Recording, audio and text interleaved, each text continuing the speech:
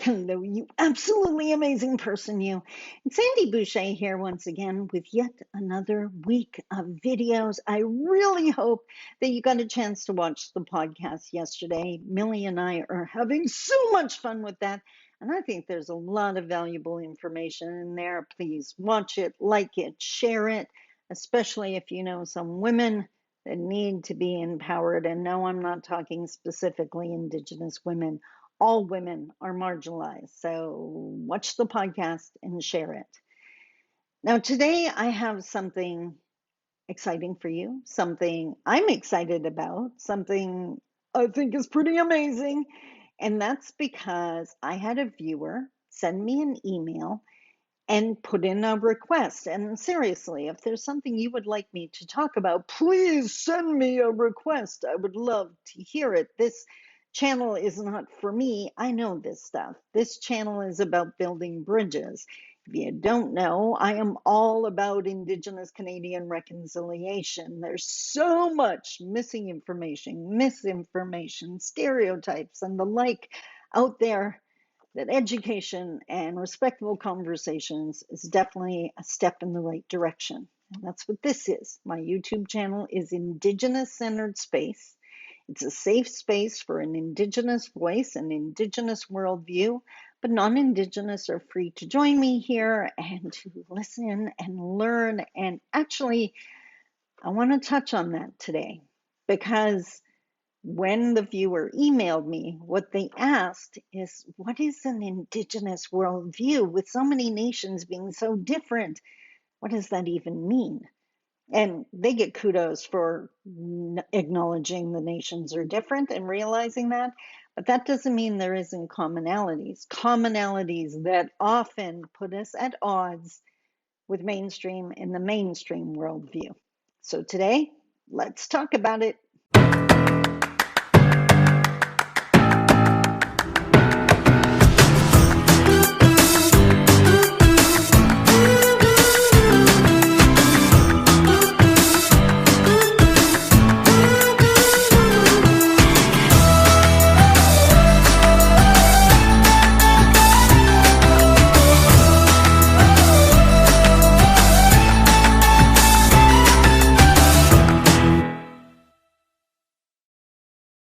Bonjour.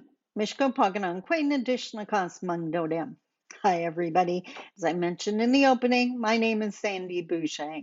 I'm Red Thunderbolt Woman of the Loon Clan, a proud member of Seine River First Nation in Treaty 3 territory in Northern Ontario. And today we're going to talk about the Indigenous worldview. Now, I don't want to see any attacks in the comments. There are commonalities. There are not hard, fast rules. Some Indigenous people have this worldview. Some have some of the points, not all of them. Some are more assimilated or colonized than others. And lots of non Indigenous carry these worldviews as well. But that's because they unpack the mainstream worldview. If there's one thing I've noticed is there's a whole bunch of non-Indigenous people that want to seem like they're on the right side of history. So they are they're still thinking of themselves, but they're very quick to point out that they agree with the Indigenous people. That's all well and good. One, it doesn't make you Indigenous. And two, you shouldn't be telling us that. You should be telling the non-Indigenous that are problematic that. Because those really problematic people, they're on your side of the feather. We'll work on the healing in our communities and in our lives and in our own bodies. You fix that nightmare because we can't heal if the attacks don't stop. So let's do this. I'm going to take a shot at this. And I'm so worried about the backlash, but trust, trust. And I guess that brings me to the first one. Yes, handy dandy index card. The difference, Indigenous worldview to mainstream worldview, is the difference between acceptance and the need to understand. So many different Indigenous nations, I have yet to come across one that didn't feel this way. I'm not talking individuals, I'm talking nation as a whole. We just accept that there's so much we don't understand. I don't even understand why this just happened, why this person just called me. I will in time. I don't understand why Easter is so important to Christians. I don't need to understand it. I need to accept it. I need to accept that the land and water and air are needed to live, and therefore we need to protect them. I need to accept that some people really get upset if you show up late for a meeting. And maybe that's not my take on things, but if I want to work respectfully with them, I have to understand that and accept it and operate in that rules. As opposed to the many non-Indigenous people that I have in my audiences who want to understand as if they believe that if they don't understand it, it's not valid.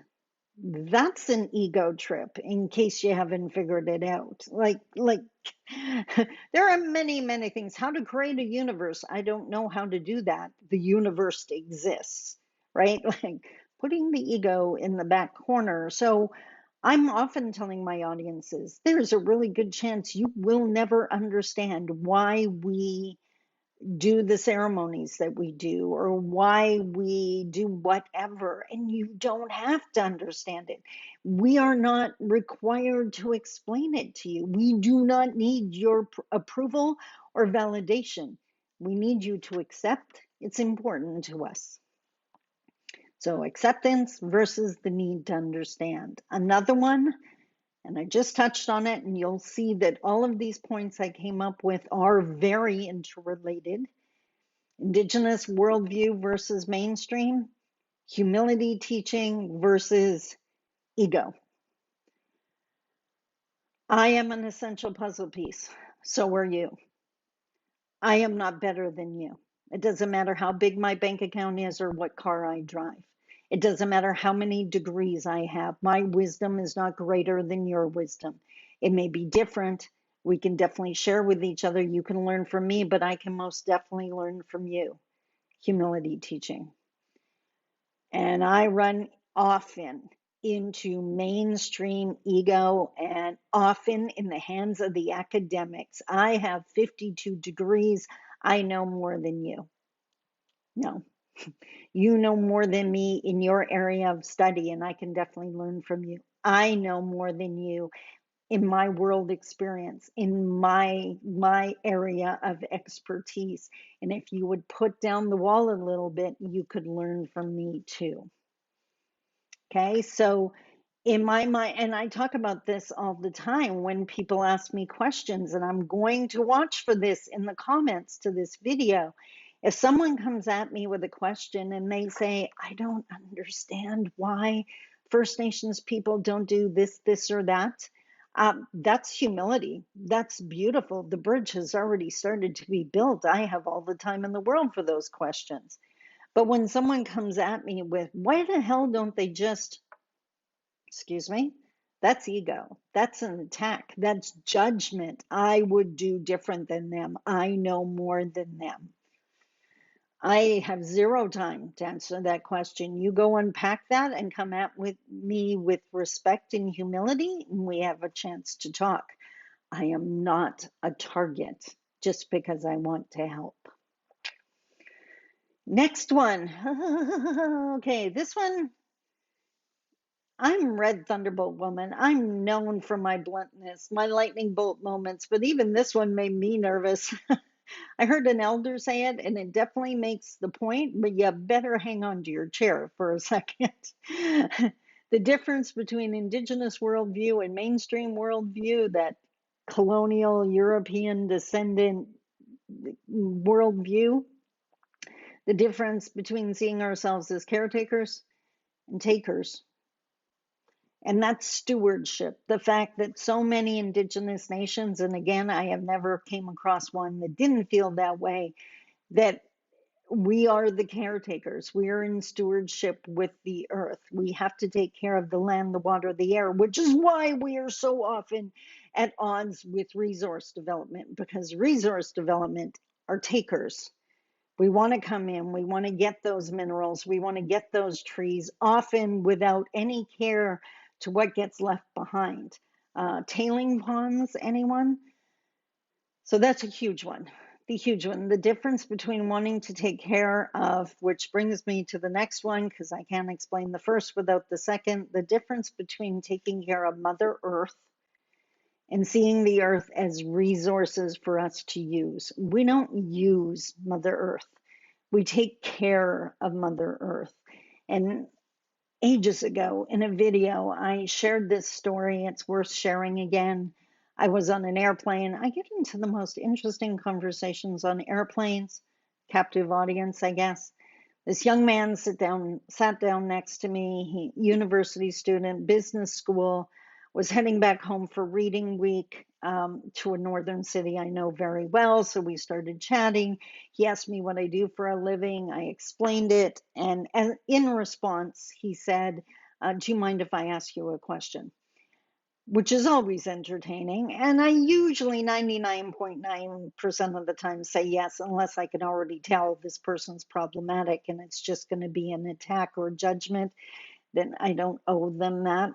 I paid for a ticket. At no time did it say I have to teach the person next to me or deal with the person next to me. Anyways, he was very respectful. So he asked, can you explain Mother Earth to me? I hear the term, it doesn't compute. I don't understand it. And I get that. I totally get that. So humility teaching, right? That's cool. You just don't, I can use a metaphor to help explain it to you. So I said to him, okay, well, let's try this. How much money would I have to pay you for you to allow me to take out your mother's kidneys? And the shock on his face, I will never forget. And he was like, are you kidding? No amount of money. You're not going to do that. Forget it. Why would you say that? I said, okay, well, that's how many Indigenous people who practice traditional teachings feel about mining. That you're going in and ripping out the internal organs of Mother Earth. Again, often without any care or concern about the damage that's being inflicted on Mother Earth or the damage you left behind. No one's sewing up the wounds. No one's making sure that the earth is still healthy after this. It's that taking mentality. So, Mother Earth versus resources. Which brings us to the next one. To be Indigenous and raised with those teachings is to understand that we live a life of obligation and responsibility. The teaching I used to always hear is with a gift comes responsibility. Well, life is a gift. Your relationships are a gift. Your friendships, your children, your jobs are a gift. The fact Mother Earth is a gift. The air and the land and the water we need to live are gifts. With those gifts come responsibility to take care of them, to take care of the body we are given, to take care of the land that we were given the opportunity to live on, to take care of our relationships. Versus, we see this so much lately, my right. It's my right to do whatever I want with my property. It's my right to do whatever I want with the water that flows through that property with no consideration of the fact that it doesn't stop, that the water flows somewhere else. So if you're poisoning it, you're poisoning somewhere else. The arguments over the imaginary lines on a map that separate provinces or even countries, it's ludicrous to my Indigenous worldview. So rights versus obligations and responsibilities. That's a huge one. Which brings us to another one that I've definitely had this conversation. The mindset that we must always think of the 7 generations that came before and the 7 generations that come next. Acknowledging all they went through so we could be here, learning from their wisdom and experience while protecting what the 7 generations in the future will need, making sure they still have fresh air, fresh water, and land to grow their food on, as opposed to right here, right now, my life and maybe the life of my children. That it's all about me feeding my bank account now, and I don't care what's going to happen 4 generations from now because I won't be around. Very self-centered, very egocentric. Bleh. Uh, the one that always comes to mind, recent conversation that showed this difference, was the burying of nuclear waste in Northern Ontario. And I don't know if this is still the case, but I know when the conversation first started, I would hear, well, the containers we're going to put the nuclear waste in, we're going to sink them into the Canadian Shield, and these containers are guaranteed for 150 years. My instantaneous question was, what happens in 151 years? Like, how do we get to the container to fix it if it starts leaking? Are we going to know instantaneously when it does start leaking? Or are the Indigenous peoples of Northern Ontario, we got to wait till they start getting sick and dying before we even notice? And considering how Canada tends to value its Indigenous, not its Indigenous people, I almost made a mistake there, how Canada tends not to value the Indigenous people living within Canadian borders. Like, are they even going to notice when we get sick? If you're going to bring nuclear waste up here, which I have an issue with, if it's not any big deal, then keep it in Pickering, where it was generated. My 2 cents. Anyways, if you're going to bring it up here, I need it above ground in the container that's got all the gauges on it. So we're going to know the second that something happens, and we're going to be able to get to it to fix it. And the fact that that won't happen for 150 years, well, we got to make sure that the people that come next are going to be able to deal with it. Because of my little blunder, I just want to explain that one of the worst things you can say is Canadians and Canada's Indigenous people. We don't belong to Canada. That ownership, that paternalistic attitude has been one of the biggest problems and preventing us from reconciling. So I refer to the Indigenous peoples living within Canadian borders. We are not Canada's Indigenous people. So that was a little slip up on my part. Last but not least, and this came up a lot this weekend because Easter just passed. So you saw a lot of Christian posts all over. All the power to you if that's your path. Knock your socks off. If it works for you, great. I don't personally, it's not my side of the feather. Don't care. Um, but I saw a picture that so resonated with me, and it said, Christians go inside a building to hear their God. We go into the bush to hear Creator. And the reason that resonated with me is I'm an author. And I used to have the opportunity to go into the bush on a regular basis. And I used to always say that I loved it because in the bush, it was quiet enough I could hear Creator speaking. Like, I swear I could write an entire book in one weekend in the bush. And the other thing that is incredibly different, I know this is true for some religions. I definitely don't want to paint them all with the same brush, but the belief that there has to be that middle person that interprets God's word for the followers or whoever the deity is, we just don't believe that. We believe that anyone can hear Creator's voice, that that's speaking to us. We just have to be quiet enough to hear it. So there's my shot at explaining Indigenous worldview. And again, do not come at me with, well, it's not everyone who thinks that way. No, colonization has happened, assimilation has happened. But when I talk about an Indigenous worldview, that's what I'm talking about. I'm talking about obligations and responsibilities. I'm talking about Mother Earth. I'm talking about humility. I'm talking about everything happens when it's meant to, not because some clock says it's time. So it's those kind of things, those base differences that I'm referring to when I talk about an Indigenous worldview. To the Indigenous watching this video, and by the way, if you're new here, welcome. I hope you found this video enlightening. Like, share it, subscribe. That would make me very happy.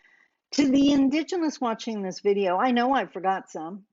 No ego in my game here. I've thought of quite a few, but if you can think of another that this is the same as that, I would love to hear from you. The Indigenous centered space, I don't want to hear about other groups that believe the same. We're going to keep it focused on Indigenous, but I do hope that helped. And if you do have a question and you want something, there's some topic you want me to speak to, then please send me an email. I'm always thrilled to receive those. Okay, I hope that helped. We have so many amazing things to talk about this week. I can't wait. I love you. Take care. Bye bye.